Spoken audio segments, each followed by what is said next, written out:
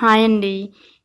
Chicken fry ఎలా చేసుకోవాలో చూపిస్తున్నాను. చాలా ఈజీ ప్రాసెస్ అండి. సింపుల్‌గా చూపిచ్చేస్తున్నాను. ఇప్పుడు ముందుగా అయితే ఒక కేజీ చికెన్ తీసుకున్నాను. ఒక 2, 3 టైమ్స్ బాగా కడిగి పెట్టేసుకున్నానండి.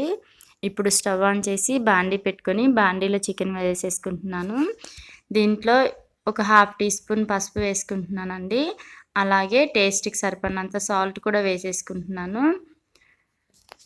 ఎందుకంటే పసుపు, సాల్ట్ వేయడం వల్ల చికెన్‌లో ఉన్న వాటర్ మొత్తం త్వరగా బయటకొచ్చేస్తాయండి. త్వరగా ఉడుకుతుంది కూడా.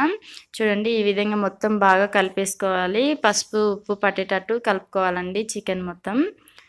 ఇలా కలిపేసుకొని ఒక 10, 15 నిమిషాలు మూత పెట్టేసుకొని వాటర్ మొత్తం ఇంకిపోయేంత వరకు ఫ్రై చేసుకోవాలండి. చూడండి 10 నిమిషాల తర్వాత మూత తీసి చూస్తే చికెన్‌లో వాటర్ అయితే ఏం లేవండి. మొత్తం వాటర్ నిండిపోయాయి కదా! ఇప్పుడైతే దీంట్లో మనం ఆయిల్ వేసుకుందామండి. ఒకసారి మొత్తం ఇలా కలుపుకొని దీంట్లో ఆయిల్ వేసుకుందాము. ఒక 2 టేబుల్ స్పూన్స్ అయితే వేసుకుంటున్నానండి. టేస్ట్ అయితే చాలా బావుంటుందండి. మసాలాలు ఏం లేకుండా ఇలా సింపుల్‌గా చేసుకోవచ్చు. చూడండి మొత్తం ఒకసారి ఇలా కలిపేసుకుందాము. ఇప్పుడు దీంట్లో నేను ధనియాలు, వెల్లుల్లి, అల్లం చిన్న సైజు తీసుకుంటున్నానండి. మొత్తం ఇది మెత్తగా నూరుకోవాలి. ఫ్రెష్‌గా నూరుకుంటున్నానండి నేనైతే. చూడండి చికెన్ మళ్ళీ ఫ్రై అయిందో లేదో చూద్దాము. ఇప్పుడు ఫ్రై అయిపోయింది కదండీ! దీంట్లో టేస్ట్‌కి సరిపడినంత కారం వేసుకుందాం.